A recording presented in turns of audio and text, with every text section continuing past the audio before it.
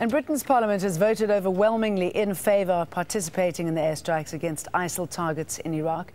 The Prime Minister David Cameron kept open the possibility of a future vote on the question of attacking ISIL in Syria. Jonah Hull reports from London. The international coalition bombing ISIL targets in Iraq welcomes its newest member, Britain.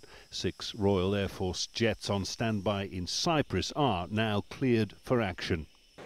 On Friday, the Parliament vote went overwhelmingly the government's way. What we have to weigh up is, of course, the consequences of action, but we've also got to think of the consequences of inaction. If we allow ISIL to grow and thrive, there's no doubt in my mind that the level of threat to this country would increase.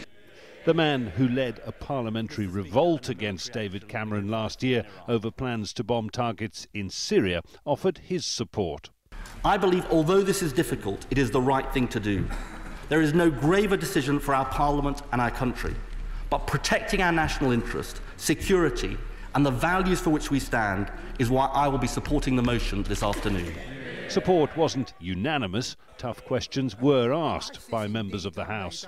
Look at what the House of Commons agreed to. Iraq, Afghanistan, in this government, Libya, none are success stories. How long will this war last, and when will Mission Creep start? You know, the British people have seen this movie before. We were in Iraq in 2003.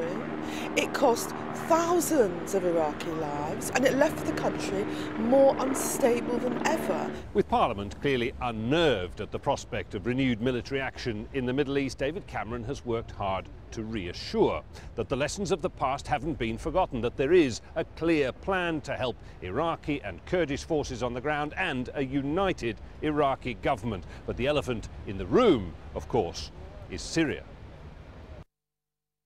Quite deliberately, Syria wasn't on the immediate agenda, but it's clear nothing is being ruled out. I do believe there's a strong case for us to do more in Syria. I don't believe there is a legal barrier, because I think the legal advice is clear that were we to act or others to act, there is a legal basis.